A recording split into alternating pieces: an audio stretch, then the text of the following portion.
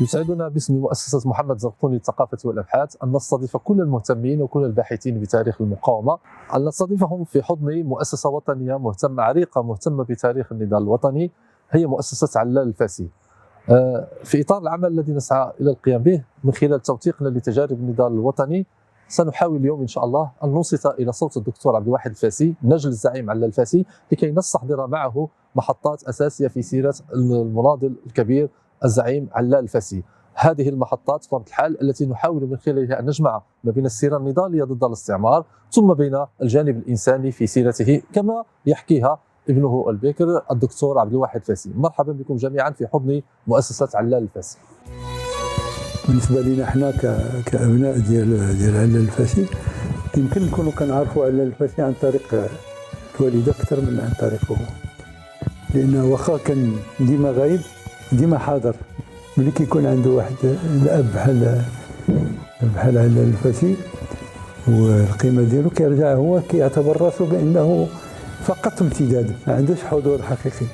هذا الاحساس ديالي يعني. كتلقى واحد العدد ديال الامور اللي كتبين بانه علال الفاسي ربما في السياسيين اللي كانوا انذاك هو الوحيد، السياسيين المحطي هو الوحيد اللي كان عنده علاقه مع المقاومه ومشى للمنطقه الريف وداك الشيء. علال الفاسي كان عنده واحد من بعد الوطن ربما الحب الثاني ديالو هو الكتب. كنتلاقى كيهضروا سي محمد بوستا وسي محمد القادري وعلال الفاسي، كيعطيهم قال لهم بعد النصائح غادي نرجعوا ملي نرجعوا للمغرب كيخصنا نبقاو شادين في اليد ديال الملك الحسن الثاني رغم كل ما يمكن يكون. بالنسبه ليه هو كان العمل اللي كان بداو فيه هو واحد العمل اللي هو شمولي، يعني باش يمكن إذا كان شي استقلال خصو يكون استقلال أو المفاوضات على المنطقة كلها، لا بالنسبة للمغرب ككل ولكن كذلك بالنسبة للمغرب العربي، يعني الجزائر وتونس. ما عمرو بغى يكتب المذكرات ديالو. أنا كنت وضعت له السؤال الله يرحمه، قال لي أنا ما غاديش نكتب المذكرات ديالي. قلت له وعلاش؟ هادشي كله اللي داز ما تكتبش المذكرات. إذا كتبت المذكرات خصني نقول كل شيء وأنا ما باغيش نقول كل شيء. مؤسسة علال الفاسي.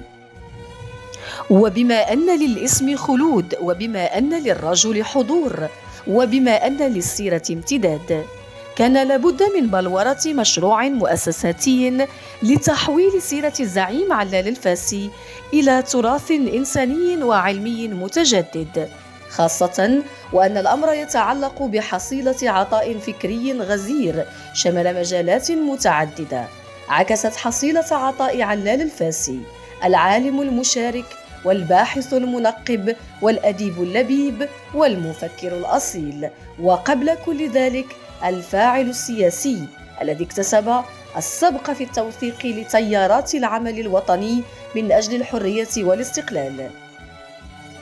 وقد أثمر ذلك الإعلان عن ميلاد مؤسسة علال الفاسي كإطار وطني للبحث وللتفكير ولإنتاج المعارف، احتفاء بالسيرة الثقافية والعلمية للزعيم علال الفاسي، وهي السيرة التي تحولت إلى نبراس للأجيال الحالية من خلال سلسلة الندوات واللقاءات الفكرية المرتبطة بأسئلة المغرب الراهن وقضاياه الثقافية والاجتماعية والسياسية والفكرية، ثم من خلال سلسلة الإصدارات التي أشرفت عليها المؤسسة والتي سمحت بتسهيل تداول ذخائر التراث الفكري للزعيم علال الفاسي وتعميمه بين صفوف الباحثين والمهتمين.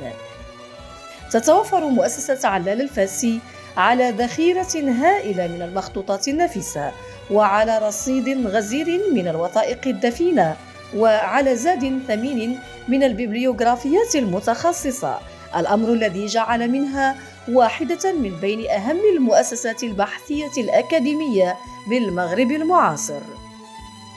سي عبد الواحد الفاسي، مرحبا بك ضيفا معنا في مؤسسة محمد زرقطوني للثقافة والأبحاث. سعداء جدا باللقاء معكم، نشكركم في البداية على حسن استقبالكم وعلى استضافتكم لنا داخل هذا الفضاء الجميل، فضاء مؤسسة علال الفاسي. لقاؤنا اليوم يندرج في إطار واحد سلسلة من اللقاءات قامت مؤسسة محمد الزرقطوني للثقافة والأبحاث بتنظيمها مع أبناء رموز النضال الوطني من أجل الحرية والاستقلال، أبناء شهداء، أبناء وطنيين ضحوا بحياتهم من أجل كرامة المغاربة ومن أجل الحرية ومن أجل الاستقلال. أسماء كثيرة بطبيعة الحال ترددت على مؤسسة محمد الزرقطوني، ولم يكن من المقبول أبدا أن نتحدث عن رموز النضال الوطني من دون أن نعود إلى سيرة الزعيم علال الفاسي، لاعتبارات على كل حال يعرفها المغاربة جميعا، وتاريخ يشهد بالدور الكبير والمركزي الذي كان للزعيم علال الفاسي في ميلاد الحركة الوطنية ورسم التوجهات الكبرى لهذه الحركة التي أثمرت في نهاية المطاف الاستقلال الذي ننعم به اليوم والحمد لله. هاللقاءات بطبيعة الحال الهدف منها أساسا هو استحضار سيرة الزعيم علال الفاسي، ولكن هذه المرة من وجهة نظر أقرب الناس إليه، وما يكونش أقرب الناس من غير أبنائه بالدرجة الأولى. والدكتور عبد الواحد الفاسي نعتقد أنه خير من يمكن أن يتحدث معنا في هذا الباب.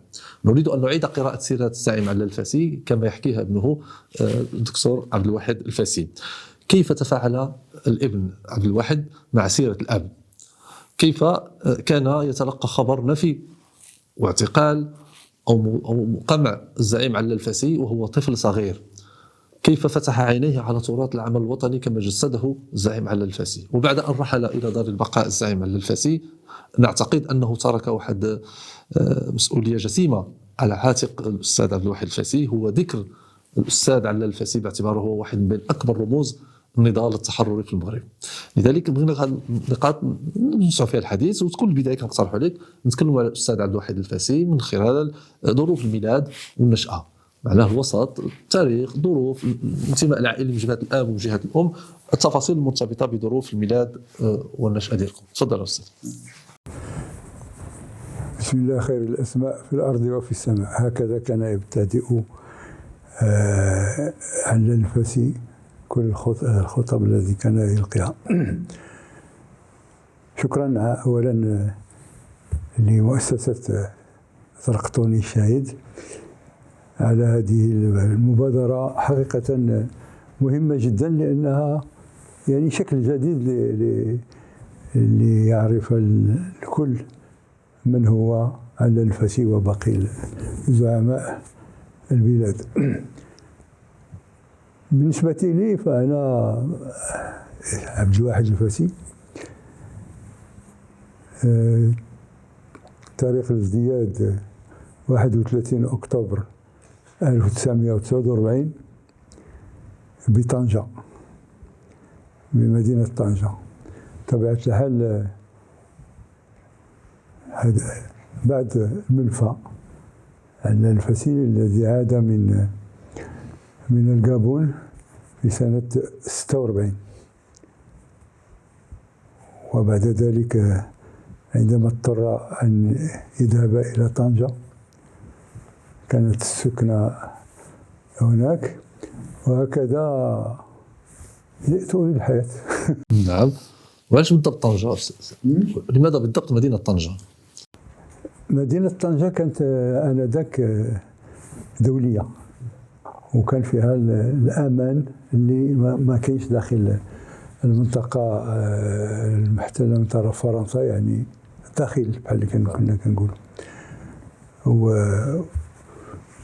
لابد باش نرجعوا شويه للتاريخ ديال علال الفاسي باش يمكننا نفهموا، لانه لابد باش نقولوا بان في المرحله الاولى ديال الكفاح الوطني بطبيعه الحال علال الفاسي بدا العمل ديالو وهو في طفل صغير، وخير دليل على هذا الشيء هو القصيده المعروفه اللي كيقول فيها: أبعد مرور 15 ألعب وألهو بلذات الحياة وأطرب، ولا كل صعب على الشباب يهون وهكذا همة الرجال تكون.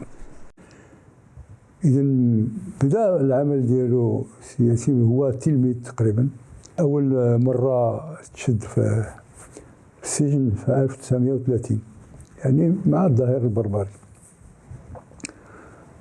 وبعد ذلك بقات واحد المراحل ديال الدخول والخروج إلى السجن إلى حدود سنة 1937 فين تشد، وبعد ذلك مشى تنفى للغابون لمدة 9 سنوات. ملي رجع من الغابون في عام 46 عاد إلى عمله كما كانت الأمور، وكان بطبيعة في الحزب اللي كان آنذاك كان هو الرئيس ديالو. واحد الوقت كان في طنجة، ملي كان غادي راجع من طنجة،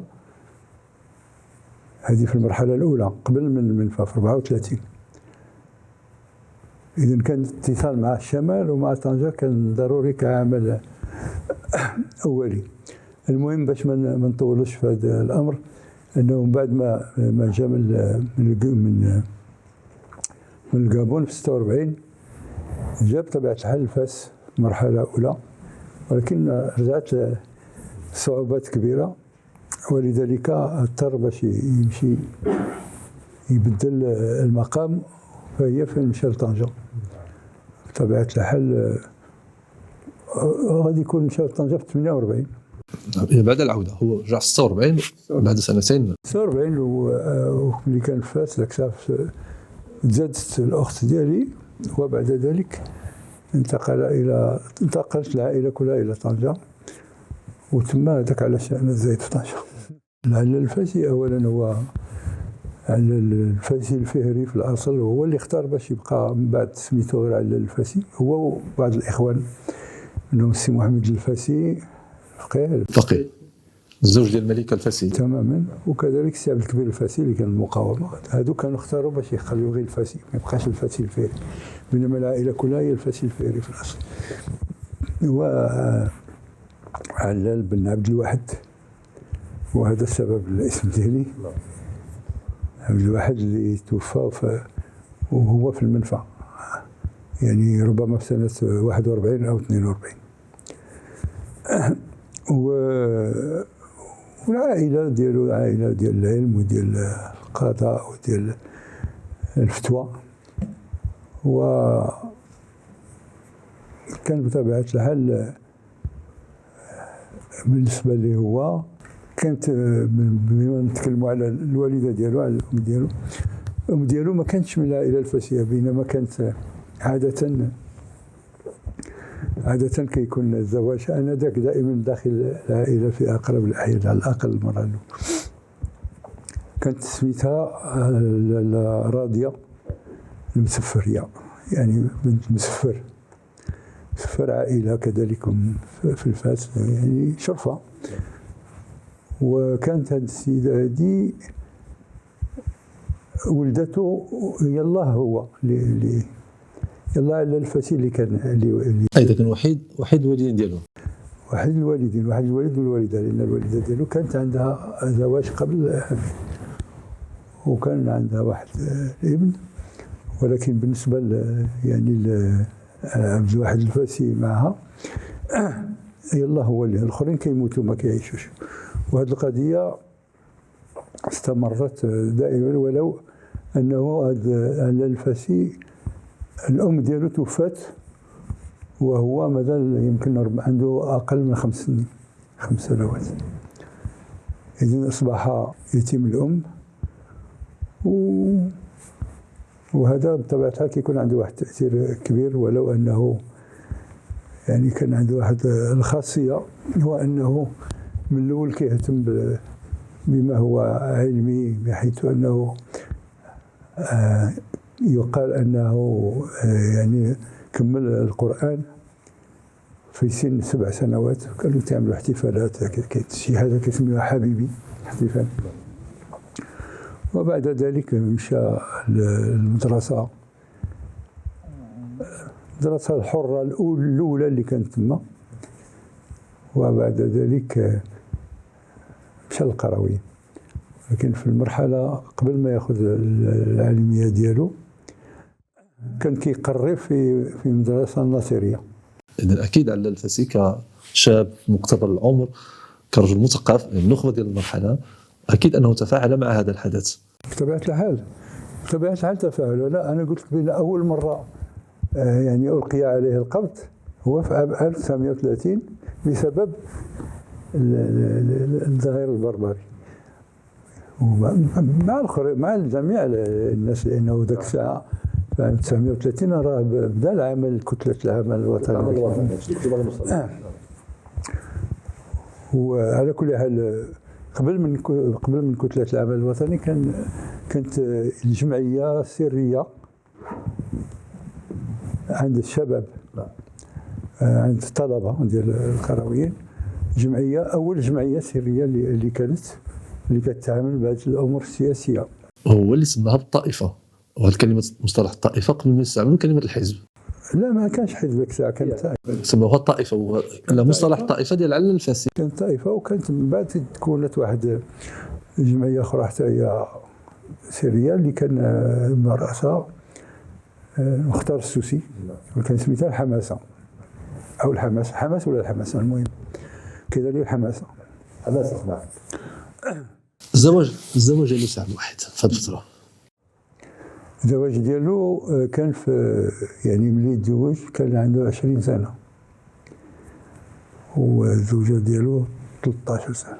هذا الزوجه ديالو هي سميتها زهراء الفاسي، والوالد ديالها هو المهدي الفاسي.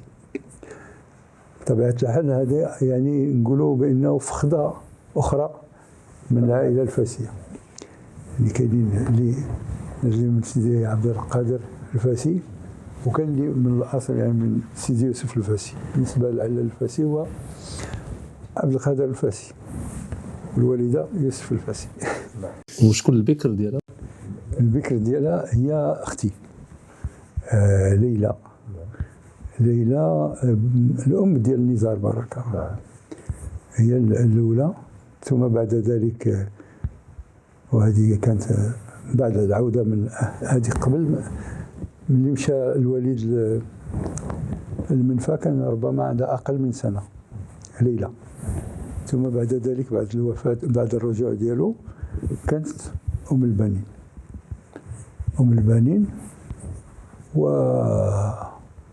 بعد يعني اللي جاي بعد كاين جوج في طنجة، أنا عبد الواحد الفاسي وعواطف الفاسي. عواطف الفاسي اللي هي جات من بعد مني أنا. هذوما الأبناء؟ لا، باقي كاين هاني، ولكن هاني تزاد في مصر في القاهرة، لأنه كان مرحلة القاهرة كذلك. يمكن نجيو الهضرة عليها. نعم.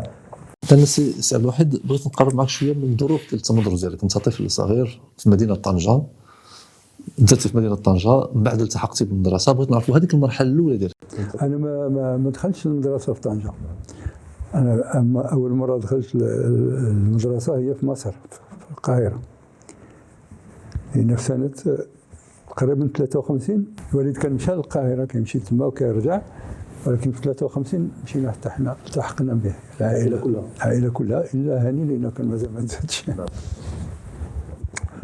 ودونك البداية ديال القراية ديالي كانت تما في مصر بقينا فيها في المجموع 3 سنوات. دونك كنت في التحضيري ولا هذا. واحد المدرسة كان سميتها تيقولوا لها تما ليكول فرانكو ايجيبسيان في القاهرة. يعني ماشي بحال هادشي ديال البعثة اللي هنا، ولكن عاملين مع المصري، دونك تيقراو بالعربية وبالفرنسية. تما بديت أنا القراية، دونك دوزت عامين تما، لأن كنا كندخلوا في 5 سنين تما. وصافي البقية من بعد رجعنا لطنجة. وشنو الذكريات اللي بقات عندك في ديك المرحلة وانت طفل؟ المرحلة ديال القاهرة عندي ذكريات، عندي بزاف، ولكن ديك الذكريات ديال الشباب بطبيعة الحال. أولا ربما المحل اللي كنا ساكنين فيه، واحد يعني الطبق ديال واحد الدار، كنا ساكنين حنا في الطابق الأول، وفوق منا كانت ساكنة واحد الممرضة مع الزوج ديالها. بطبيعة الحال هذيك المرحلة هي المرحله اللي شفنا على الفاسي، واخا كان ديما تيمشي ويجي، ولكن يعني كيعيش العذاب والالم النفسي بسبب المغرب بطبيعه الحال. واخا الانسان كيكون صغير كيحس بداك الشيء، بطبيعه الحال كان كيعيش بعصبيه خاصه. وكنظن بان هذه النقطه مهمه كيطري ما عرفتش، وبانه كيكون جالس كيخمم دائما في شي حاجه، ودائما واحد الوقت كيقول بعض المفردات كتخرج له هكا، كانت كثيره تيقول الله ينعل الفرنسيس وما يجي منه. هذا تيكون جالس في الدار بانه الدين ديالو كله ما كان الا في القضيه الوطنيه. بطبيعه الحال كان ملي كيكون حاضر راه حاضر، ولكن عصبيه كبيره، كانت صعيبه الامور شويه. في هذا السياق ما عرفتش واش نقدر نسولك على نداء القاهره، وتكسر القاهره وانتم معاه، وصدر نداء تاريخي اللي الان يعتبر مرجع في الباب بعد نفي السلطان محمد بن يوسف. ما عرفتش الطفل قبل الواحد عنده ذكريات في هذا الباب؟ في الحقيقه لا، لانه ما نقدرش نقول شهاده في ذاك السن، ولكن بطبيعه العلم بعد عاد عرفنا الاهميه ديال الامور وشنو هو المؤاخذات الكبيره اللي كاينه على البلاد، على المغرب، اللي ما عطاتش الاهميه لهذا النداء، رغم انه ربما من الامور الاساسيه اللي كانت الشراره الاولى ديال الانطلاقه ديال العمل الحقيقي من بعد ما ترفع محمد الخامس، والنظرا للاهميه ديال الكلام اللي مكتوب في ذاك، وبالخصوص يعني فيه بعض الامور بانه كيتكلم على الفلسفه بصفته عالم من علماء القرويين الذين وحدهم لهم الحق، إضافة إلى أنه هذا النداء بما أنه خرج دقائق ربما نص ساعة ولا شي حاجة من بعد الإعلان على رفع هذا، معناه أنه بلا شك كان محضر له. يعني اللي كيقرأ الإنسان كيشوف أنه، ولذلك كتشوف بعض الإشارات اللي كتعطي تقريبا الانطلاقه ديال العمل الفدائي الحقيقي في ذاك المرحله هذه اللي كتقرا. ومع ذلك تشوفوا مثلا جميع الدول العالم اللي عندهم شي زعيم اللي كان هذا، مثلا فرنسا لابيل ديال دوغول، شارل دوغول، هذا كيعطي واحد اهميه خاصه. وهنا في المغرب راه بعض المرات كتستغرب انه كيجي شي واحد كيتكلم، ما غاديش نقول السميه، ولكن راه مهم جدا هذا السيد، رجل طيب ورجل عظيم، وكيتكلم على جميع الامور بما فيها النداء ديال دوغول، وما كيتكلمش على، بينما هو كيتكلم على ثوره الملك والشعب يعني. ولكن السؤال الوحيد بالنسبه للباحثين كيعرفوا القيمه ديال نداء القاهره، كيعرفوا انه كان عنده واحد الدور مركزي فيما يتعلق بانطلاق شراره ديال المقاومه في المغرب، خاصة وأن هذه المواقف اللي كانت نقدر نقول مواقف كانت جدرية ثورية بكل المعايير. مثلا وعلى الفاسي كان معروف أنه في مواقفه ما كان لا يهادن في الحق، يعني مثلا وحتى عندما انطلقت المفاوضات لفترة الاستقلال وخاصة في إكس ليبان، التصريح اللي عمل في الصحافة كان واضح جدا. نعم، شنو التعليق ديالك على ذلك التصريح القوي اللي عمل بعدها توجه الوفد المغربي برئاسة عبد الرحيم بوعبيد لباريس في إطار المفاوضات لإكس ليبان؟ وهو في الحقيقة أنا كنعتبر بأنه ما كانش يمكن يدير من العكس ديال داك الشيء، لأنه بالنسبة ليه هو كان العمل اللي كان بداو فيه هو واحد العمل اللي هو شامل شمولي، يعني باش يمكن إذا كان شي استقلال خصو يكون استقلال أو المفاوضات على المنطقة كلها، لا بالنسبة للمغرب ككل ولكن كذلك بالنسبة للمغرب العربي، يعني الجزائر وتونس. إذا ما كانش ممكن باش تغيير الأمور لأنها كانت. وكذلك هو كيعتبر وكيقالها بأنه يعني الناس اللي حاضرين في ذاك اللي غادي يحضروا ماشي مفاوضات ولكن مباحثات أو كيفاش كيقولوا لها أحاديث اكتبان ماشي مهم هذاك، ماشي كلهم كيخصهم يكونوا. كاين بعض الناس اللي هما ربما كانوا مع تابعين الفرنسيين الى اخره، وهذا ما يمكنش هذو يتفاوضوا على انهم كيعتبرون كخونه. واضافه الى هذا انه المراحل الاولى فين كانوا كيهيئوا داك الشيء ما تشاوروش معه، وهذا اكبر غلط. وفي الحقيقه هذه كلها اسباب جعلته انه يعمل هذاك التصريح. وحتى في الاخير، يعني في الاخير غادي نشوفوا بانهم بعد ما وقع الاستقلال راه دار واحد المده باش يرجع للمغرب، لانه كيعتبر بان هذاك الشيء ما كافيش، وبغى يستمر في هذا بالنسبه للمناطق ديال الصحراء. في عز المفاوضات الاستقلال ان ما كانتش مفاوضات بدون الصحراء تمام، يعني كان واضح فيه. ولا اعرف انا شخصيا زعيم وطني كان عنده ديك الاخلاص المبدئي في الدفاع عن قضيه الصحراء مثل ما فعل على الفاسي. بطبيعه الحال هذا كان اعتقد انا بانه قضيه الصحراء بصفه عامه عندها اهميه خاصه بالنسبه ليه، لانها كيعتبر بانها جاي منها خير كله جاي من الصحراء المغرب، وكذلك بانه الناس اللي يحكموا البلاد واللي كان عندهم واحد هذا اغلبيه جاي من الصحراء. وهذا الامر هذا كيكتب عليه في واحد العدد الامور. وكذلك كتعجبني واحد الكلمه الخطاب ديالو اللي دار بمناسبه احدى ذكرى ديال واد المخازن، ذكرى واد المخازن، واللي كيتكلم عليها على بطبيعه الحال على المنصور الذهبي وداك الشيء كله اللي رجع مشى للصحراء من بعد ذاك الانتصار في واد المخازن، وكيعطي الشرحات علاش على الاهميه ديال الصحراء.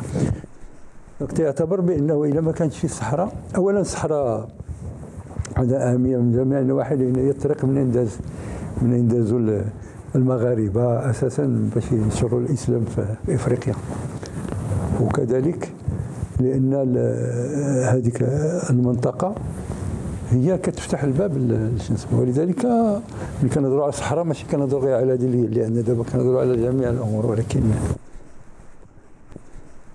انا كنظن بان القضيه ديال الصحراء ومن بعد ملي جا المغرب وداك الشيء بقى باتصال مستمر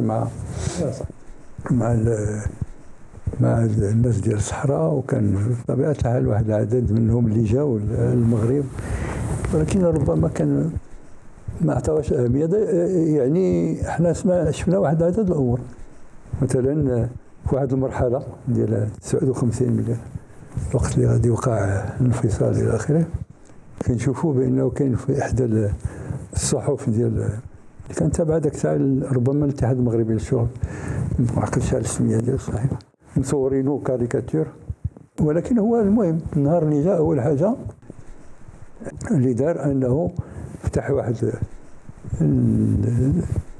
يعني الجريده ديال صحراء المغرب باش يمكن له يبقى كيتكلم في هذه الامور وكيستمر، لانه ما لقاش كان كيدير شويه في العالم ولكن ماشي هذا. وكانت كذلك افاق صحراويه بيرسبكتيف صغير. اذا انا كنظن بان الهاجس هذا كان عنده اساسي، ماشي شي حاجه اللي يعني تشوفش انه كان سابق عصره، لان وجهه النظر ديالو فيما يتعلق في هذا الملف هو اللي كندفعوا الثمن ديالو الان. وكان يقولها بصريح في التصريح ديالو الاول في القاهره انه لا استقلال بدون استرجاع جميع المناطق المغربيه. اذا ربما وهذه هي ربما الميزه ديال الزعماء الكبار، ديك الحس اللي كيستشرف المستقبل. هو كان عارف ان هناك مؤامره استعماريه تهدد الى فصل اجزاء من التراب الوطني، هو اللي كان. ولكن ربما في الداخل ما كانش مقتنع، وانت اشرت الى بعض القوى السياسيه داخل المغرب اللي ما كانتش كتنظر. ما بغيتش نذكر السميات ولكن المهم. نعم. سي عبد الواحد بغيت نرجع معك شويه شنو بالنسبه داخل الدار. سي عبد الواحد الفاسي كطفل والاب ديالو التربيه معلم التربيه اللي كان كيركز عليها الزعيم على الفاسي مع ولادو. عرفناه كزعيم سياسي وكنعرفوا النشاط ديالو، ولكن داخل المنزل العلاقات الحميميه مع ابنائه مع الزوجه الى غير ذلك. شنو هي معالم التربيه اللي بقات في البيت ديالكم الان؟ على حسب المراحل. يعني المرحله الاولى اللي في طنجه اللي كنت فيها انا يعني ما كناش تقريبا كنشوفوها، بل حتى الدار كنا ساكنين في واحد الطابق ديال العماره في حسنونه في طنجه. الدار كان دائما اللي جاي داخل واحد الوطنيين اللي كانوا ذاك الساعه ديما خارجين داخلين، والوالده دائما في الكوزينه يعني في المطبخ. هي ماشي جداتي، ولكن يعني مرات الاب ديال الوالد ديما في الكوزينه، وحنا راه تما يعني ما كانش واحد هذا، فكنشوفوه قليل وما كانش عنده يعني شي اتصال كبير في ذاك الوقت. شكون من الاسماء اللي قالوا لك ترد عليه ما عقلتيش؟ حيت انا عندي بعض الاسماء نقترحهم عليك اللي عرفتهم انا في قراءتي ايوا على كل حال انا نقدر نقول لك كاين واحد العدد ديال الاسماء، ماشي هذا كل ما الوطنيين اللي كانوا يجوا من تما، ما عرفت انا ذاك باش نقول لك بالضبط شي حاجه ما. اسمح لي نقاطعك. الزعيم عبد الخالق الطوريس في جريده الحريه اللي كان كيصدر من تطوان كان يحرصوا على تدوين هذيك الزياره ديالو على الفاسي. مثلا كنا كنلقاو في العدد كثير ديال الحريه. البارحه اتصلت بالزعيم على الفاسي بمنزله مدينه طنجه وتناقشنا في كذا وكذا. معناه كان نشاط وطني كبير مع الوطنيين ديال منطقه الشمال، وكانوا كيعكسوا. الزعيم عبد الخالق الطوريس بقيمته كذلك كزعيم وطني كبير كذلك كان يوثق من هذا اللقاءات. كذلك سيدي عبد الله قنون بارتباطات في طنجه، في مدينه طنجه، والرسائل اللي نشرتها مؤسسه قنون فيها رسائل بين علال الفاسي وعبد الله قنون، وهي مهمه جدا. كتكلم كثير على هذه المرحله هذه. اذا بعد في كان فقي داود نعم فقي داود حتى هو مدون بنته دونت هذاك، وفي امور مهمه بذاك كذا. ذاكره ديال العمل الوطني في ديك المرحله، هذيك الرسائل كانت مهمه جدا. لو كان كذلك اللي كيجيو من الداخل يعني الطاقه السلطانيه من الفرق. نعم. اذا هذه المرحله رجعتم للقاهره وطبعا انت تقدمتي في السن، وكيفاش تفاعلتي مع هذيك الاحداث؟ ما بقيتيش طفل، انت رجعتي في مرحله. لا ملي رجعت عندي 6 سنين، ولكن المرحله ديال القاهره تما واحد العدد ديال الامور اللي وقعت واللي حنا كنشوفوا هذاك الساعه. ما كاينش الانسان مازال صغير ما كان هذا، ولكن تتبقى في الذاكره بعض الامور. مثلا العمل اللي كان كيكون بعد في الدار عندنا ذاك اش كيسميو هذاك اتصال اللاسلكي، ذاك اللي كان ذاك الساعه شنو اسمه المغص كان في الدار واحد في شنو اسمه. المهم انا غير كنشوف يعني كنت مراقب يعني اوبسيرفاتور، كنشوفوا شنو سميتو ذاك تيجيو تما بعض الاخوان واللي كيدخلوا تما واللي كيدوزوا ذاك التشوير وعاوتاني يمشيو واحد الحركه دائمه. وكاين ذاك الصداع ديال ذاك طاق طاق اللي كان هذه مثلا امور واخا الانسان صغير كيبقى عليها. وبطبيعه الحال كاين بعض الاحداث اللي وقعت تما اللي يمكنش الانسان ينساها. مثلا واحد المره كان الوالد ما كانش، ولكن كان مكتب المغرب العربي، وجابوا تما شي واحد سائق جاب واحد صندوق ولا شي حاجه اللي يعني هديه باش يعطيو العلال الفاسي. وهذاك السيد اللي كان تما اللي كان قال له ما كاينش على الفاسي، انا ما يمكنش ناخذ هذه القضيه هذه. والاخر رجع في حاله وانفجرت ومات. يعني امور كتبقى هذا الشيء اللي كيبقى في هذاك السن بطبيعه الحال. ولكن بالنسبه لطنجه كذلك اللي كنا كنشوفوا تما، الا بغيتي نقول لك بانه العوده الى طنجه ماشي في المرحله الاولى، من بعد ما رجعنا لطنجه هذاك تما عاوتاني هذاك عمل اخر. يعني بانه هو دابا الوالد كان تيجي لطنجه نهار السبت والحد، والباقي الايام كيمشي للرباط. دونك حنا كنا عايشين بطبيعه الحال. المرحله الثانيه من بعد العوده من انا بالنسبه للمسار هذاك كل مره فاينك، مره كيكون ثم مره ما كيكونش. كانوا حتى تما كيشوف واحد العدد ديال الاخوان منهم عاقلنا مزيان بان نبقى عندنا واحد المده. عبد الكبير الفاسي مع ولادو مع هذا شنو سميتو كان تما كنعقل على بعض الامور لانه كيتفقوا على واحد العدد ديال الامور. ولكن كذلك كان هو كيضرب العود وداك الشيء. بعض الاناشيد تما تصوت. انت سبقتيني من الكرسي عبد الكبير الفاسي، لان كانت عندي سؤال حول عبد الكبير الفاسي. عبد الكبير الفاسي كان عنده دور كبير في المقاومه، وكان مستقر في مدينه مدريد في العاصمه الاسبانيه. من الامور التي تحكى في هذا الباب انه بالحق عبد الكبير الفاسي كان يمثل علال الفاسي. هذه مساله كتبين ان علال الفاسي كان المشرف المباشر هنا في التنظيمات ديال المقاومه اللي انطلقت فيما بعد في المغرب. اذا شنو العلاقه اللي كانت مع عبد الكبير الفاسي؟ لانه كان شخصيه مركزيه فيما يتعلق بالمقاومه المسلحه في المغرب. كان قلت لك يعني علاقات بغض النظر عن الانتماء العائلي، بغض النظر عن القرابه العائليه اللي كانت كتجمعهم.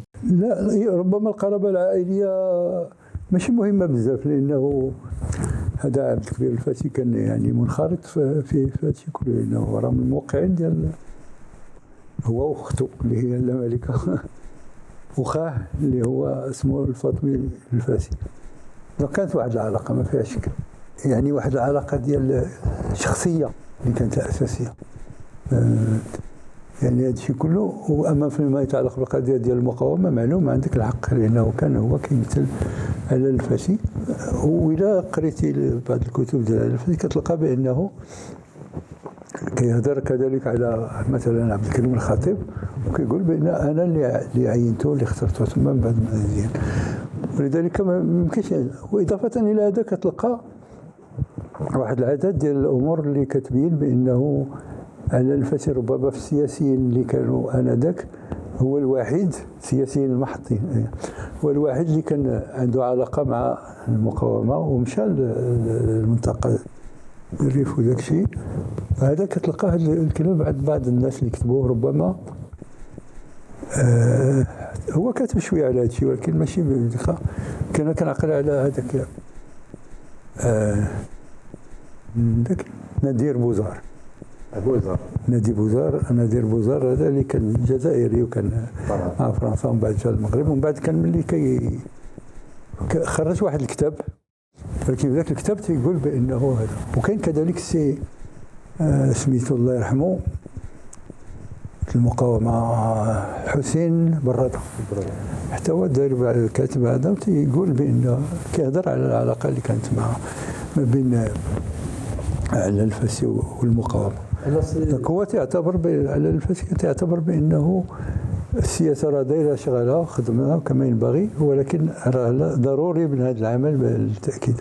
وهذا الشيء كيلقى الانسان في ذاك الكتاب الديمقراطيه وكفاح الشعب المغربي من اجلها، كيتكلم على هذه الامور هذه والحركات الاستقلاليه بطبيعه الحال. سي عبد الوحيد، عندي واقعه اللي هي معروفه ذكرها مجموعه ديال الفاعلين في المقاومه اللي كانوا خارج المغرب، وخاصه اللي كانوا كيجتمعوا في الدار ديال عبد الكبير الفاسي في مدينه مدريد.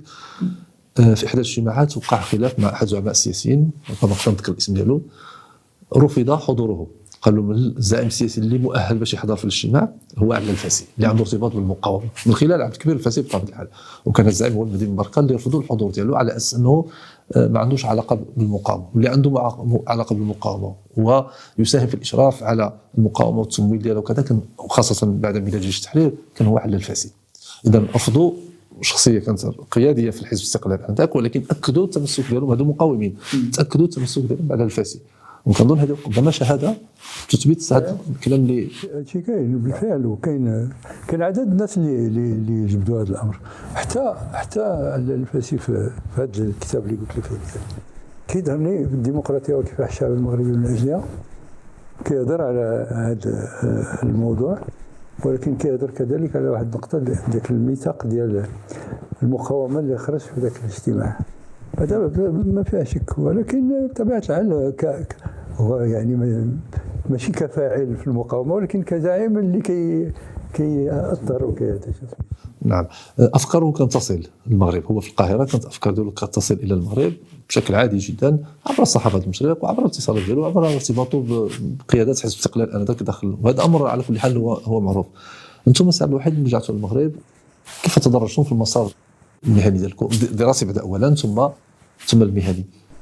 كاين المرحله الاولى من بعد العوده لطنجه، طبعا طنجه دخلت المدرسه، ولكن ثم دخلت المدرسه ديال البعثه الفرنسيه. وهذا الشيء لان كنا بدينا في مصر في اطار البعثه. المهم هذه نقطه دائما فيها نقطه استفهام. المهم هذا الشيء اللي كاين.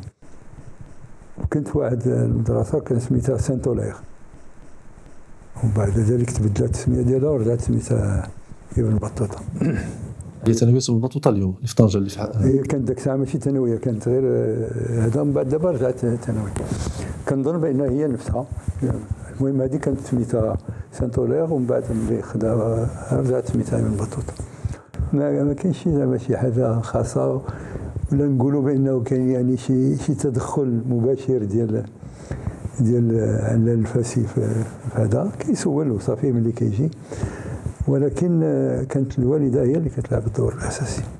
بالنسبه لنا حنا كابناء ديال علال الفاسي، يمكن نكونوا كنعرفوا علال الفاسي عن طريق الوالده اكثر من عن طريقه، لانه واخا كان ديما غايب ديما حاضر معها هي.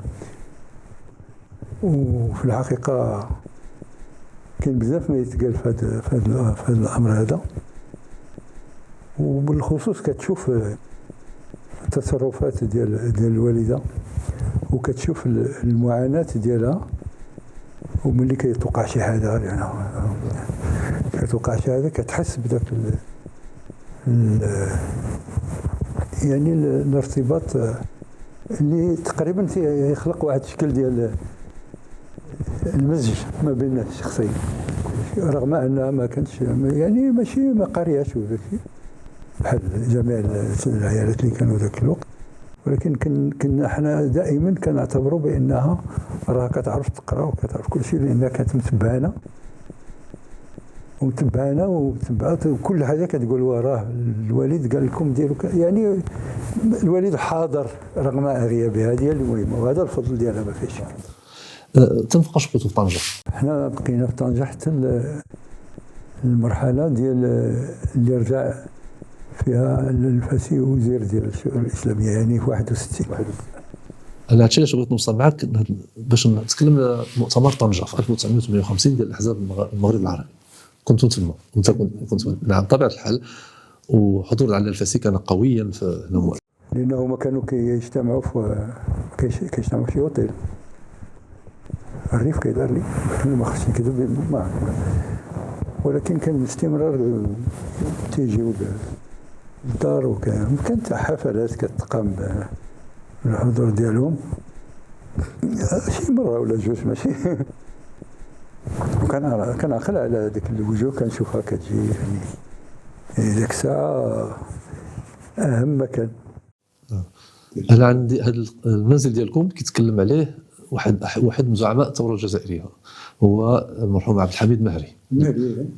هو يتحدث كيف انه على الهامش كان علال الفاسي استضافوه في المنزل ديالو في طنجه، وكيبان انه طرحت فيه القضايا التي لم تطرح في المؤتمر، طرحوها في الدار، لان كان اذا انت واكبت الامور وقع خلاف في الاول. كان انفجر المؤتمر في البدايه حول قضيه الحدود وكذا، وكان على الفاسي صارم في هذا الباب، القضيه ديال الوحده الترابيه في المغرب مشى مع الموقف ديال محمد الخامس ان ما يمكن نطرحوا قضيه الحدود الا بعد خروج الاستعمار الفرنسي من الجزائر. على كل حال، واحد الوصف عطاه عبد الحميد المهري كان مفيد جدا فيما يتعلق ابراز واحد البعد اخر ديال علال الفاسي اللي ما كنعرفوش حنا في المغرب. واش عندكم فكره على هذا اللقاء او كتذكر عليه شي حاجه؟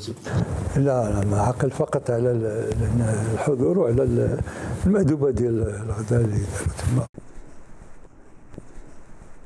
وبعد امور بطبيعه الحال على حسب السن ديال ولكن ما هذه القضيه ديال اللقاء مع المهري بوحده ربما كان، ولكن انا ما عقلش عليه. حيت وقع واحد المشكل في المؤتمر فيما يتعلق بالخريطه اللي تقدمت في، وكان المغرب يأكد على ان المغرب ولو في المغرب بحيث الاستقلال ان استقلال المغرب ما زال صحراء تحت الاحتلال الاسباني.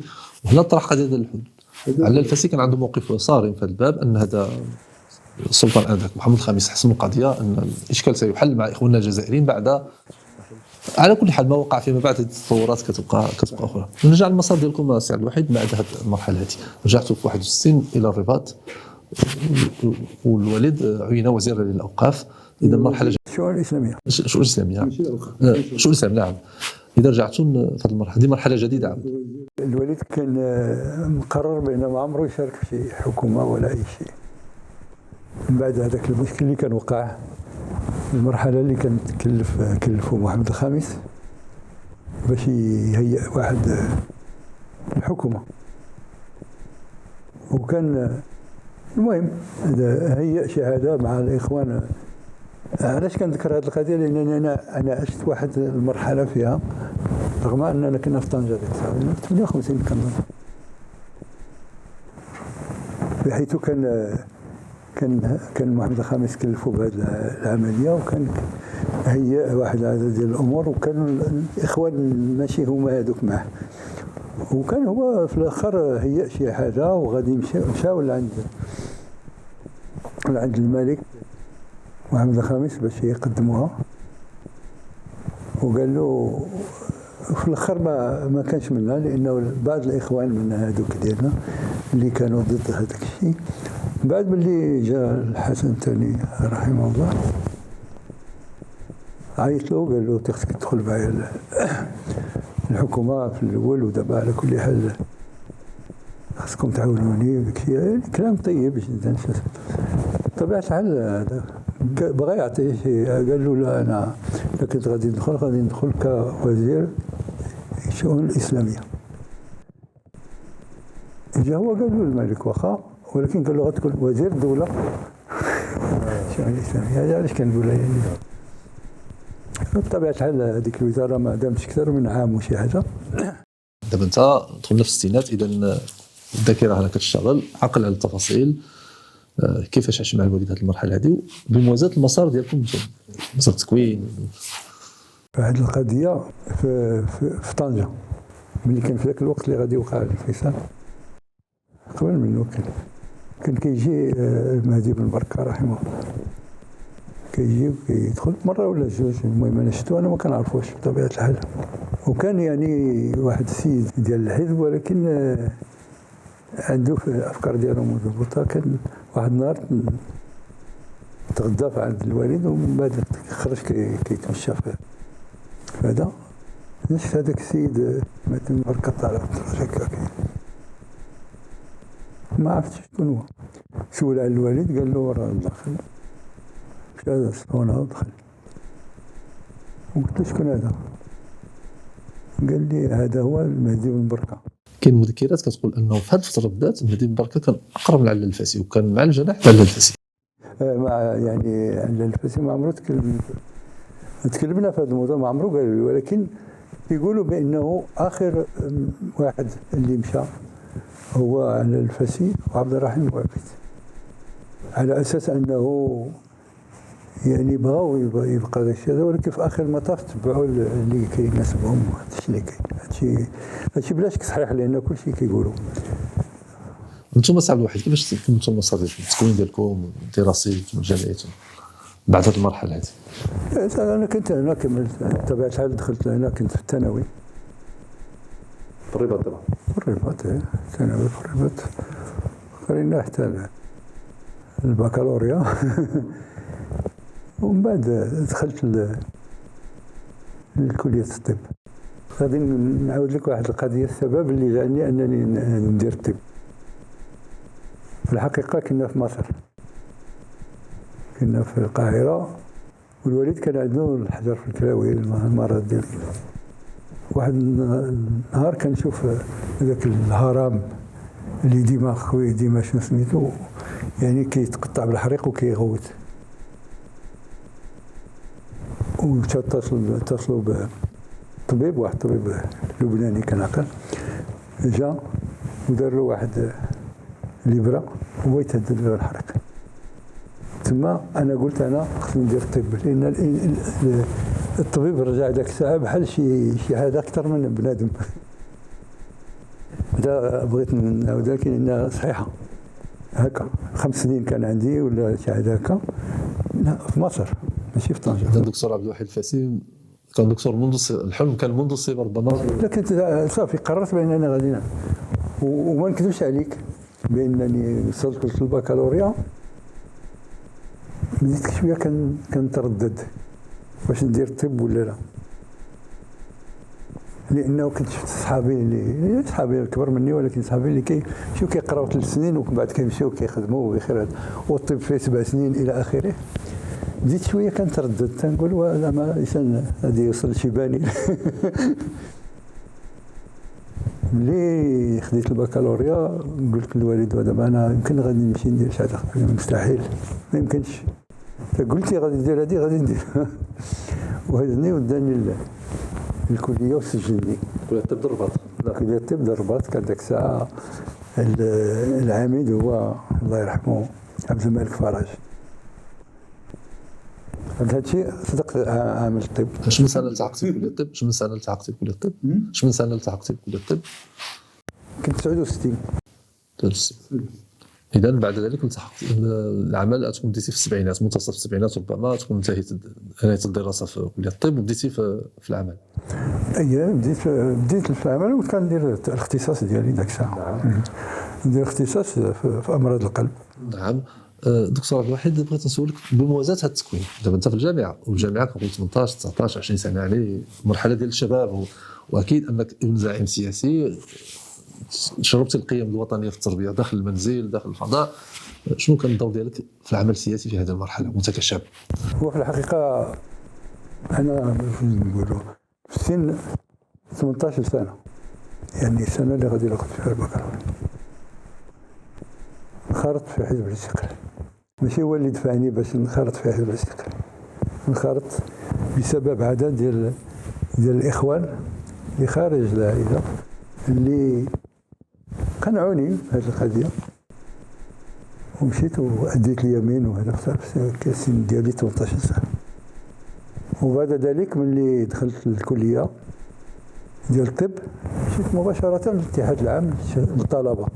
يعني الطلبه العمل ديالي الاول يعني نقولوا في اطار ما نسميوش النضال، ولكن يعني العمل السياسي هو في الاتحاد العام للطلبه. واول مؤتمر حضرت له هو المؤتمر ربما في اواخر 68 ولا 69 الليسي مولاي عبد الله. وتما فين عاوتاني اكتشفت على الفاسي في شكل اخر. كان حاضر في الجلسه الافتتاحيه. حضر في الجلسه الافتتاحيه ودار واحد الخطاب مهم جدا انذاك، وبطبيعه الحال كان واحد الحماس كبير الى اخره. ثم بعد ذلك مشى المولاي عبد السلام، المولاي عبد السلام ما مشيش ورجع في الجلسه الختاميه. إذا حضر في البدايه وفي النهايه. في ذاك الجلسه الختاميه شنو عملنا واحد محاضره على مولاي عبد السلام ما مشيش. وكان عقل ذاك الساعه شويه كان فهموش بزاف، ولكن المهم وكان عقل على الصوفيه يعني الى اخره. وهذا مع الطلبه كلهم يعني مازال ما عندهم شي تكوين في هذا الاطار. وكنذكر اول مره سمعت هذاك الشيء ديال صلاه المشيشيه اللي كيقول فيها هذه بقيت عاقل عليها: وقذف بها على الباطل فادمغه وخذا منا بالنشر. اذن هذا بديت في العام للطلبه، وبطبيعه الحال تمشيو ذاك الساعه للحزب وكنشاركوا في جميع الامور اللي كتتعلق بالحزب، يعني اجتماعات ولا تظاهرات الى اخره. ربما الشباب الاستقلاليه الكشفيه. طبيعه الحال الشباب الاستقلاليه كنت دخلت فيها كذلك، ولكن غير في يعني كنت في المجلس الوطني ديال الشباب الاستقلال، ما كنتش في القياده على بغيتي تكون. ذاك الساعه ساب الحق التازي هو اللي كان. نعم. بغيت نعرف دابا انت حاضر مع الطلبه اتحاد العام طلبه المغرب والاب كيخطب، واش كتشوف فيه الزعيم ولا الاب؟ دابا بغيت نفهم هذا شخصيتين انت ربما تكون حاله فريده. هذوك الحاضرين كلهم كيتعاملوا مع الفاسي كزعيم وطني كبير، ماشي غير ديال حزب الاستقلال وطني كبير. انت عندك كتجمع جوج ديال الصفات، هو اب في نفس الوقت زعيم. كيفاش كنتي كتنظر له؟ هذا اللي بغيت. بالنسبه لي كنعتبر راسي بكل صراحه ماشي زعما كان انني بحال المناضلين الاخرين. وهذا الشيء علاش؟ لانه على الفاسي كان عنده واحد العلاقه مع الابناء ديال الوطنيين كلهم، بحيث انه كان ربما كيعتبرهم بحال ولاد.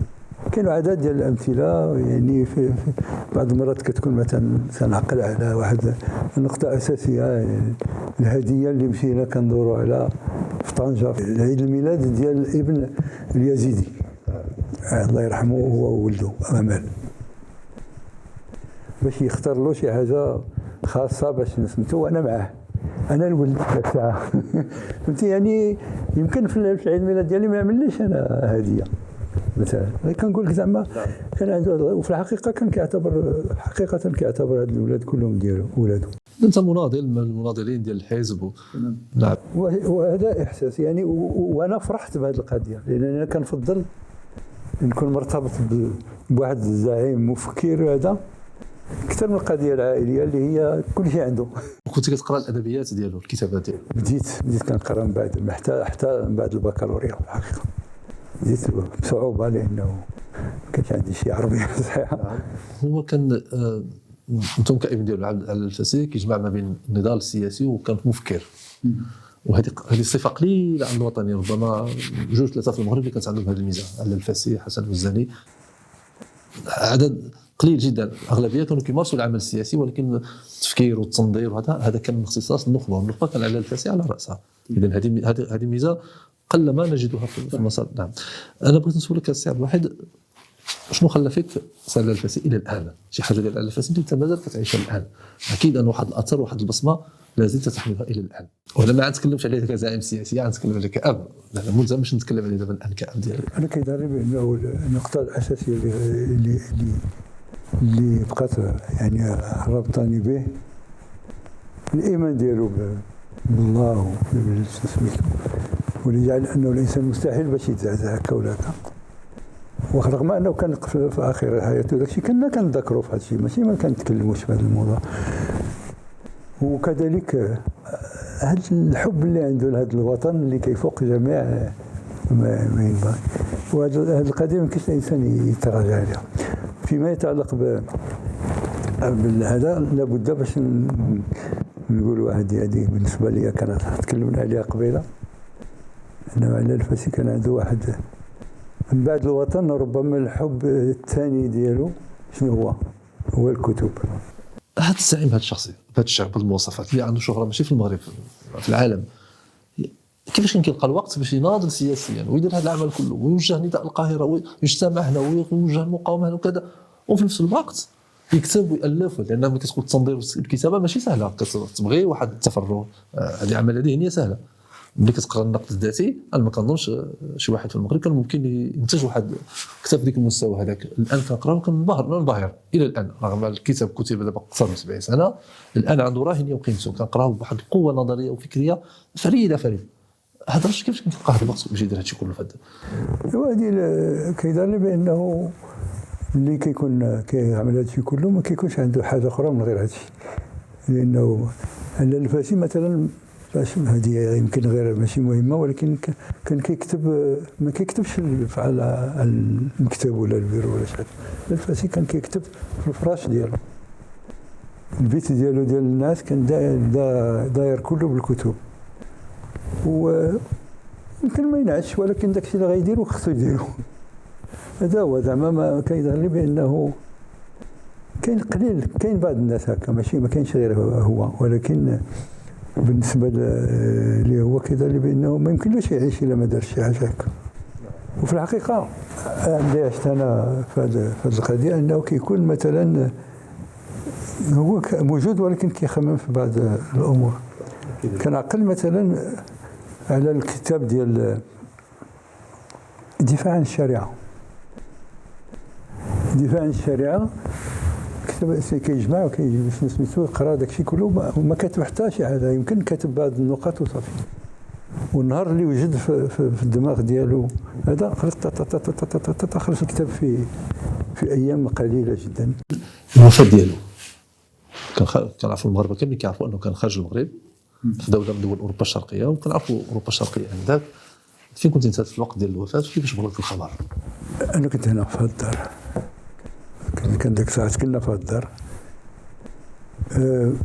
باش نرجعوا شويه لهذا لابد نقولوا بانه على الفاسي كان سافر في الشهر ديال افريل، ولكن ما بداش باوروبا الشرقيه او رومانيا، كان مشى لايران هي الاولى. وربما الا ما خدش نكذب كان ذاك الساعه واحد الندوه ولا شي ايام دراسيه حول سيبويه، وهو كان مش عارف يتكلم تما على سيبويه، وتكلم على المدرسة النحوية في المغرب والى اخره. وبعد ذلك مشى الكويت، وجلس في الكويت والو شهادة قليلة، ولكن دار تما واحد التصريح نداء الكويت. شنو كيقول في هذا التصريح؟ كيطلب من جميع الإخوة العرب والمسلمين باش يساندوا المغرب في القضية ديال الصحراء. هذه النقطة الأولى. ثم بعد ذلك مشى لرومانيا. قبل ما تكمل السؤال الواحد، كيفاش كان ظروفه الصحية؟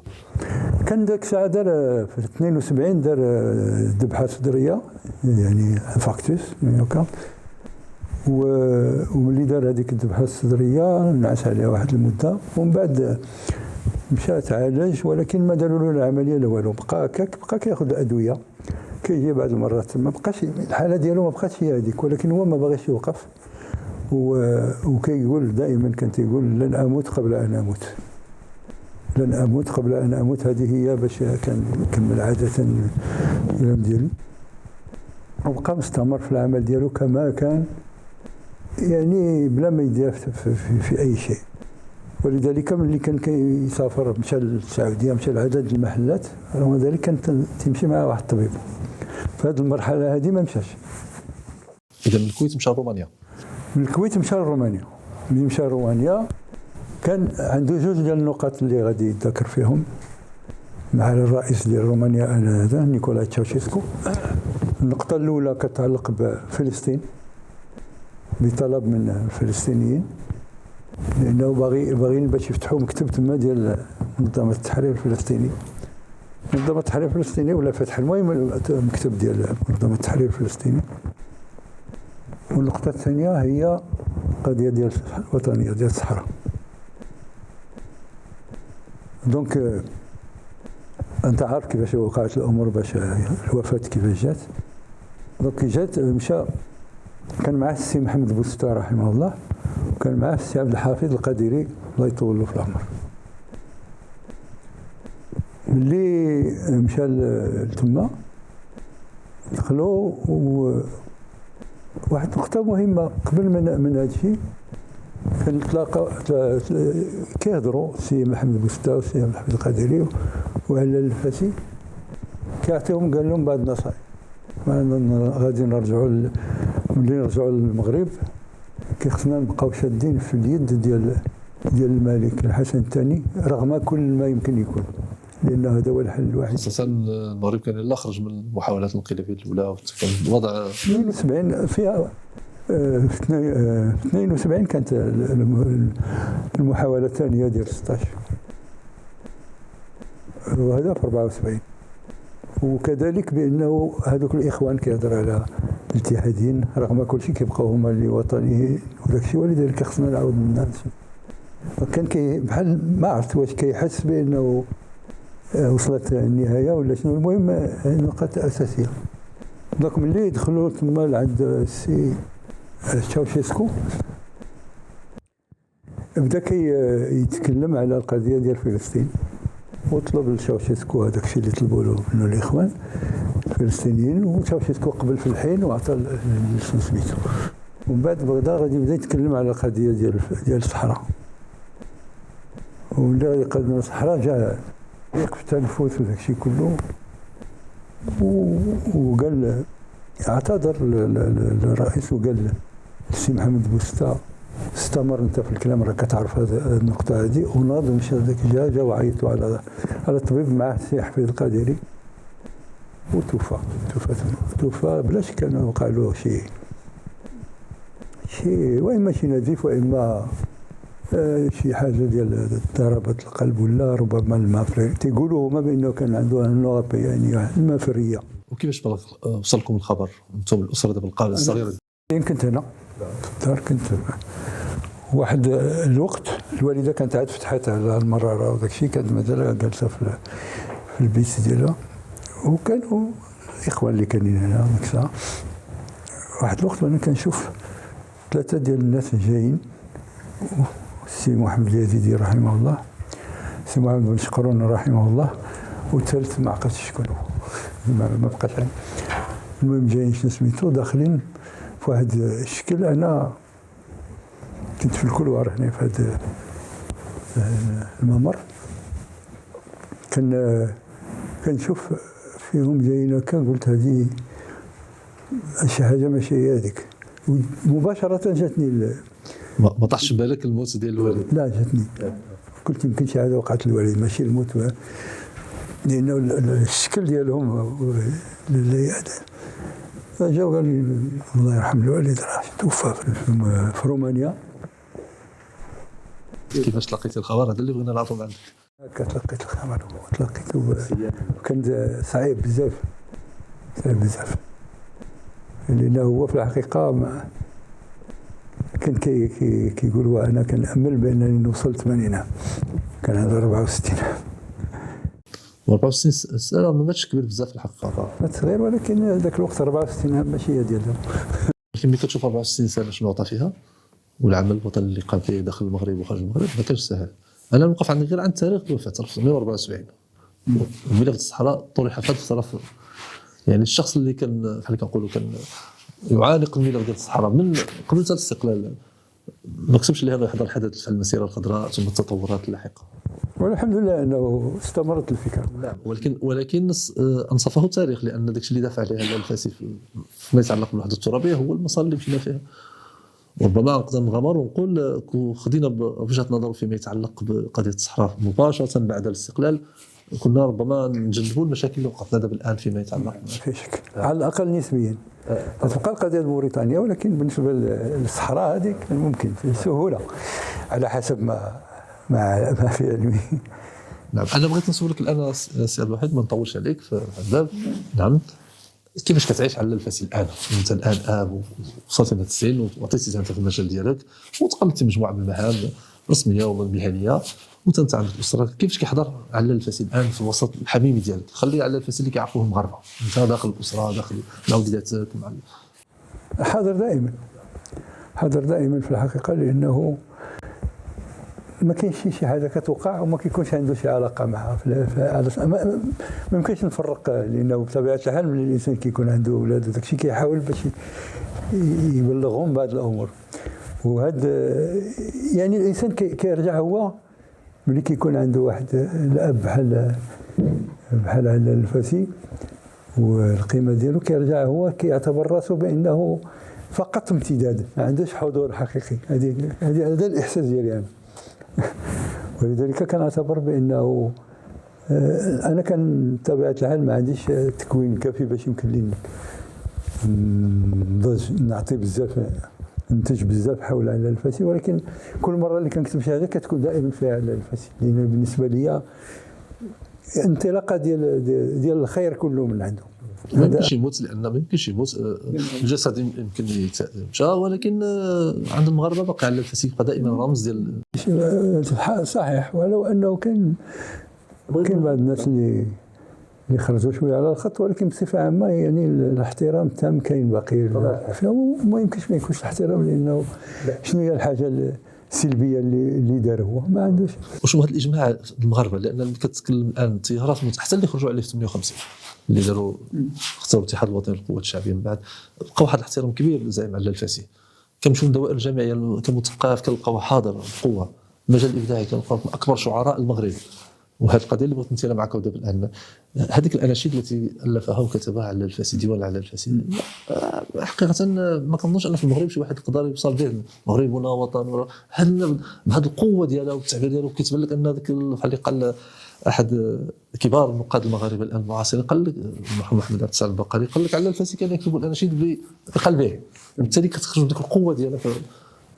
كاين بالفعل، يعني هذا شيء طبيعه الحال. كاين بزاف ديال الاناشيد، ولكن كاين اللي معروفه وكاين اللي ما معروفاش. طبيعه الحال هذه مغربنا وطننا، لانه ولو انها هي راه طويله، ماشي غير هذاك الشيء اللي كنقراو حنا في مغربنا وطننا روح الفداء ومن يدس حقوق مغربنا وطننا روح الفداء ومن يدس حقوقه يدقرنا.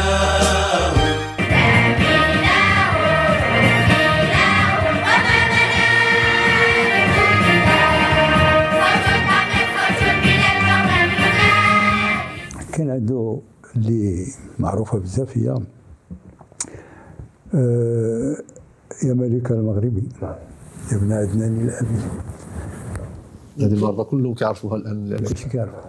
وكاين عدد كبير يعني ذاك هذه واحد العام ولا عامين كنت كنبحث خصني ندير شي حاجه مع الكشافه، واكتشفت واحد النشيد ما كيعرف واحد ديال الكشاف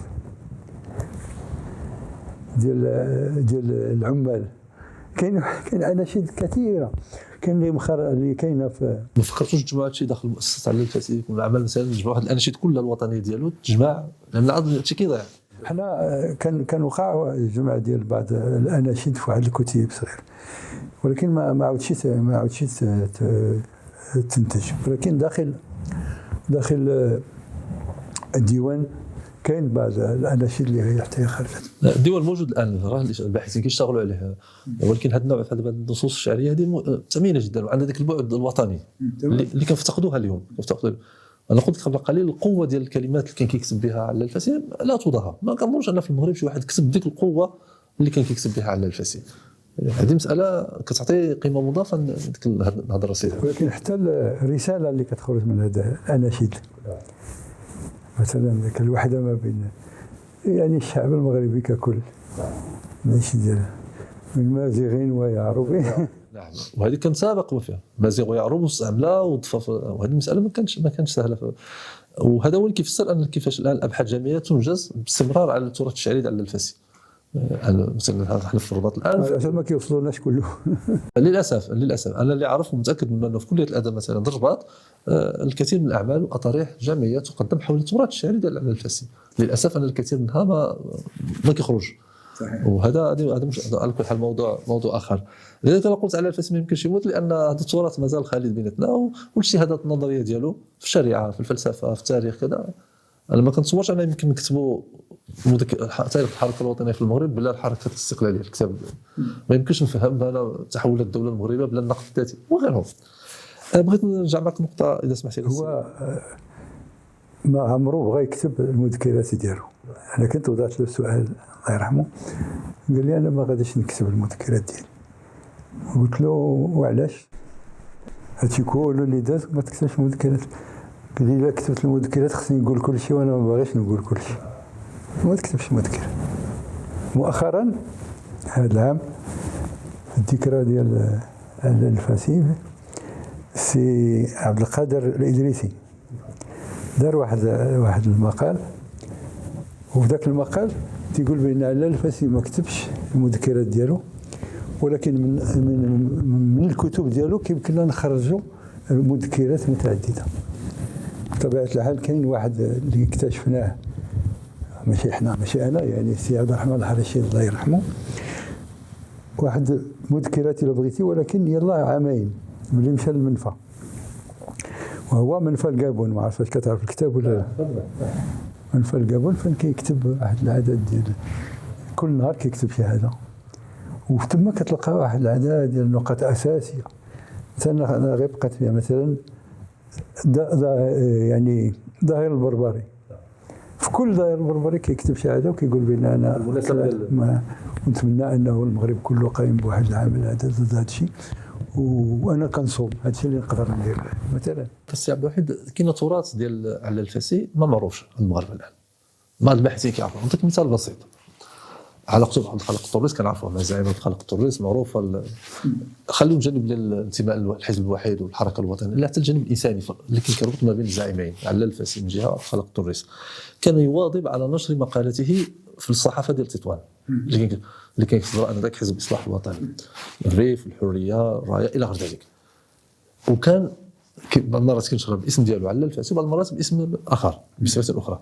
غير هذيك المقالات اذا جمعت تراث هائل جدا، وكان فيها تفاصيل حول تطور الوضع في المغرب خلال مرحله الاستعمار والموقف ديالو.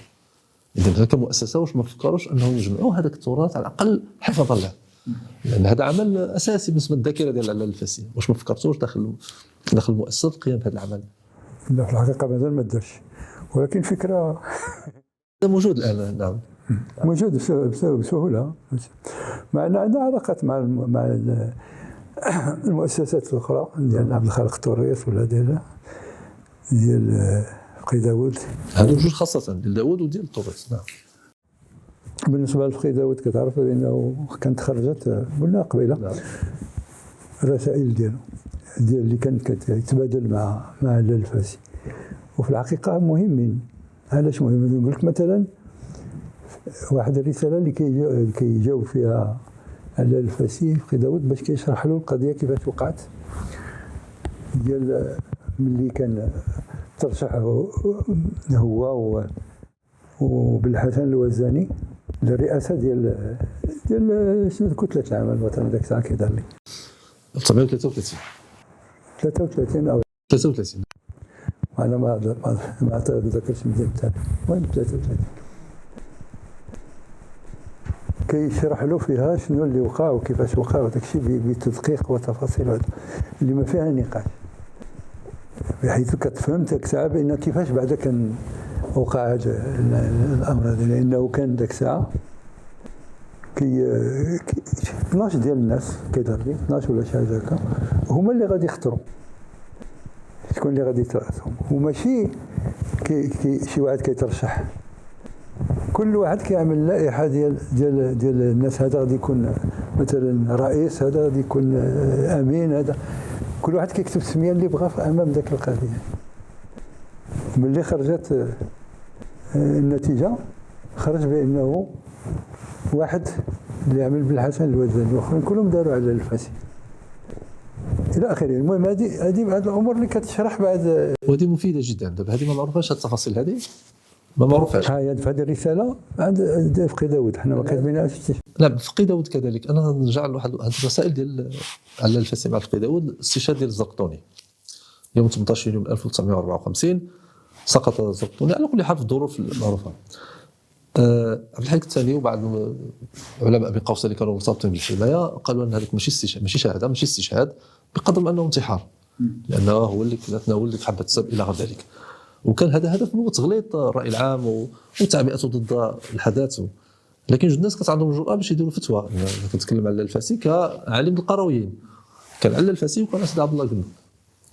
بالنسبه لسيدي عبد الله قنون كان الموقف واضح مباشره ان هذا ماشي انتحار، بل هذا عمل بطولي يندرج في اطار الحرص على انقاذ المقاومه. على الفاسي قام بنفس العمليه، ما كانش سهل ياخذوا هذا الموقف. عندك تفاصيل؟ انا كنظن بانه الفاسي عنده واحد العدد ديال المواقف هكا. كاين واحد كتاب هنا اللي كان واحد العالم في فاس، هادشي في الثلاثينات، اللي كان يمكن سي بقى عنده التفاصيل اكثر، اللي كان كيعمل واحد الفتوى اللي يعتبروها بانها يعني غير صالحه من الناحيه الدينيه وداك، ولكن نظرا لاهميتها على الفاسي يعمل واحد الكتيب اللي كيشرح فيها بان هذاك راه كل شيء هو هذاك، يعني ما كاينش شي حاجه اللي خارجه على ومن بعد ما كان هذوما العالم المشارك في الاسلام، في المرجع الاسلامي كان العالم المشارك اللي كيقول كلمه حق كيف ما كان. وكان القضيه ديال النازله ديال القمر اللي تبان هذا شنو حتى هو راه عمل هذا تيدافع على اللي قال بانه راه بان القمر هو كان يعني بان شهر وما كانش، هو ما كان مازال ما بانش. يقول بانه يعني تاريخيا وقعت واحد هذه الامور. هذه كاين كتيب هذا خارج جمعتوا هذا الشيء. كاين لا هذا كتيب وحده هذا ديال النازله هذه، اما الكتاب الاخر هذاك مازال ما عاودش تطبع، انما هذه ديال نازله فاس مهمه باش زعما يعني كياخذوا الى عملوا شي فتوى كياخذوا المسؤوليه ديالهم فيها. استاذ واحد الحوار معك شيق، تغريني انني كل مره نديروا قضيه ما بغيتش ننتقل عليك بزاف، ولكن بغيت نسولك سؤال. أن كيفاش كيحضر عندك على الفاسي؟ الان وصلتي واحد السن متقدم كتسمع اسم على الفاسي، كيفاش كيحرك فيك؟ شنو الصوره اللي بقات دابا الان في الذهن ديالك؟ كنعرفوا الاب وكنعرفوا هادشي كله اللي هضرنا عليه اليوم، ولكن الان بعد مرور تقريبا 40 سنه على الوفاه ديالو، شنو الصوره اللي كتحضر لك دائما عند علال الفاسي؟ انا بالنسبه لي علال الفاسي هو الدفاع عن المغرب، انا بالنسبه لي على الفاسي هو اي حاجه اللي غادي تقيس المغرب. هذا ما عنديش شي فكره اخرى. انا على الفاسي يعني المدافع عن وطنه وعن دينه. هذا اللي كاين. وصراحه ما كنليش نتصور شي حاجه اخرى. ما كنليش نتصور على الفاسي طبيعه الحال الشاعر الى اخره، ولكن هذا كله داخل في نفس الاطار. يعني حتى الشعر ديالو كله عنده الوطني. بحال اللي كنقول انا دائما، حتى ملي كتكون شي حاجه ديال الغزل لازم كيدخل فيها. مثلا القصيده اللي غنى احمد البيضاوي سميتها قصيده الحب ولا شي حاجه هكا. صاحبي لو رأيت ما يملأ القلب من الحب للجمال عاشق.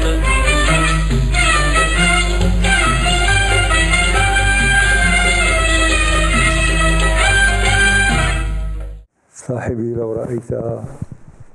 المهم واحد الوقت كيقول خلق الله للعوالم دنيا ملئت ظلمة وظلما وخوفا، وعاد كيعاود يرجع لهذا. دائما الهاجس كاين. ما يمكنش تقول على الفاسي شي حاجه. ملي يتكلم على اي شيء لازم قضيه كتعلق كيعتبرها بانها الصالح ديال الوطن. ما يمكنش على الفاسي ما يمكنش يكون معدن زعيم. هذه واحد النكته. ولكن ملي كنت صغير كانوا كيسولونا في المدرسه شنو المهنه ديال الاب، كنت كنقول لهم زعيم. بغيت التعليق ديالك على الكريم مغلب كاحد الرموز ديال حزب الاستقلال والقيادات والمفكرين ديالو كذلك. كان كيقول واحد القوله مثيره كانت كثيرنا في واحد الوقت في واحد المرحله معينه. كيقول كون على الفاسي باقي في الحياه. كانت في اطار المشاكل خاصه المرتبطه بالوحده الترابيه المغرب. كون كان على الفاسي باقي في الحياه. اش كيقصد؟ كان كيقصد بهذا عندي تفسير ديالي لهذا، ولكن كان كيقولها وكيأكد عليها. كون كان على الفاسي باقي في الحياه. اذا هنا لانه شوف، يعني ملي كيكون واحد الانسان اللي تايق في راسو وعارف شنو كيدير وما كيخاف حتى من شي حاجه، لازم كيكون عنده تاثير. وعلى الفاسي مراحل من هذا يمكن نرجع لها، كتلقى بانه كيأثر بصفه او اخرى، وكاين بعض الامور اللي تغيرت بسببه. ولذلك وكان ربما بعض الامور ما غدوش غير هكا. تعقل على بما أننا تكلمنا على السي عبد الخالق طوريس رحمه الله، كتعقل بهذه القضيه اللي وقعت بانه كان في نفس الوقت كانوا ذاك الاتفاقيه ديال الافراد تاع الحدود وهي فين مشى شنو اسمو زعيم على الفاسي، مشى باش يحضر الجنازه ديال السي عبد الخالق طوريس، وعمل تما واحد كلمه وكان حاضر افقير وحاضر الجميع. هذا بحال اللي غيدير هادي، واللي بحال اللي دار واحد عدد الامور هكا قبل، ما يمكنش ما يكونش عنده واحد التاثير. لان في نفس الوقت ما نساوش واحد القضيه بانه الحسن الثاني رحمه الله كان عنده علاقات خاصه مع الفاسي، كان يحترمه كثيرا وربما يحبه كثيرا. وفي الحقيقه هذا الشيء كان كيعمل واحد هذا، وما كي يعني ما كيترددش باش يقول داكشي اللي عنده في الضمير ديالو. مواقفه معروفه على كل حال. وملي توفى على الفاسي وجا الحسن الثاني لهنا رحمه الله، جا باش يعزي ويدق في الخروج ديالو، وجاب معاه ذاك الغطاء اللي كتكون ديال باش كيغطيو التابوت. الغطاء ديال من الكعبه كتكون معناتها، وجا وعطانا قال له هذا غادي تغطيو به هذا التابوت، ولكن هذا راه هو باش كان تغطى محمد الخامس، ولكن ملي تكملوا بالدفين عاود ردوه لي. ملي كنت داك الساعه وزير ديال الصحه وتوفى الحسن الثاني رحمه الله، رجل عظيم بالنسبه لي، انا كنعتبره رجل اعظم الناس الله يرحمه. ملي مشينا كنسلموا على يعني في شنو وكان مغطي بواحد هذا ما عرفتش واش هي نفسها ولا لا، لانه قال ردوها لي. يمكن انا جاتني البالي قلت يمكن باش حتى هو هذا، ولكن هذه الفكره اللي جاتني. ملي كنا كنشوفوا وجاني يعني انا ما متعودش كنبكي، ما كنبكيش، ولكن تما جاني شويه ديال الدموع لانني تفكرت هذا الموقف اللي كان عنده داكشي.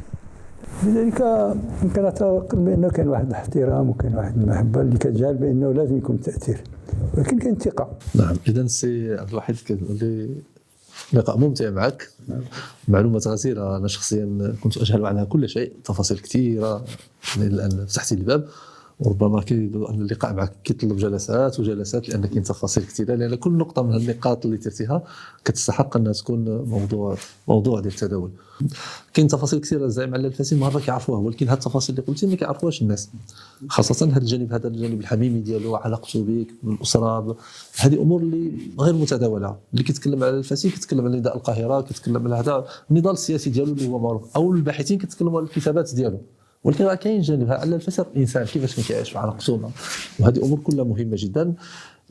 كنشكرك كثير سي عبد الواحد وباسم مؤسسه محمد الزرقطوني للثقافه والابحاث، وهذه كانت فرصه طيبه جدا لنا، ونتمنوا ان هذا اللقاء تجدد معك، لان غريتنا في الحقيقه بالتفاصيل، والذاكره ديالك تبارك الله عليك تحفظ الكثير من الامور. اكراما للسي علال الفاسي. وبغيت نختم معك، واش عندك شي كلمه توجهها لمؤسسه محمد الزرقطوني اللي استضافتك اليوم في هذا اللقاء، وتكون هي الختام؟ بطبيعه الحال هذا شرف لي، يعني انا ما متعودش كنعمل بزاف هذه الامور هذه. شرف لي انني نشارك في هذا الاستجواب، بالخصوص لانه جاي من عند مؤسسه محمد الزرقطوني، نظرا للقيمه ديال الرجل والقيمه ديال العمل اللي قام فيه والقيمه اللي كان عاطيه كذلك علال الفاسي. ولذلك علال الفاسي عندما يتكلم عن الزرقطوني راه كانه يتكلم عن نفسه، لانه كيعتبر هاد الناس مكتوب هذا الشيء، ماشي انا ما كنصنعوش، كيعتبر بانه هادو هما اللي مكنوا من النجاح ديال العمل الوطني. انا كنتمنى انه هذه الجمعيه ديال او مؤسسه الزرقطوني تزيد تقدم اكثر، وكيظهر لي بانه ممكن، حيت كاين بزاف ما يتقال. ملي كتكلم على الزرقطوني كتكلم على المقاومه، كتكلم على المقاومه بصفه عامه، لانه هو رمز من رموز المقاومه. ولذلك ملي كتكلم على الرموز ديال المقاومه لازم كتكون عندها واحد الارتباط مع الرموز الاخرى وهي علال الفاسي. ولذلك هذه كيظهر لي بانه هذه يمكننا نقولوا بانه كل وحده كتكمل الاخرى.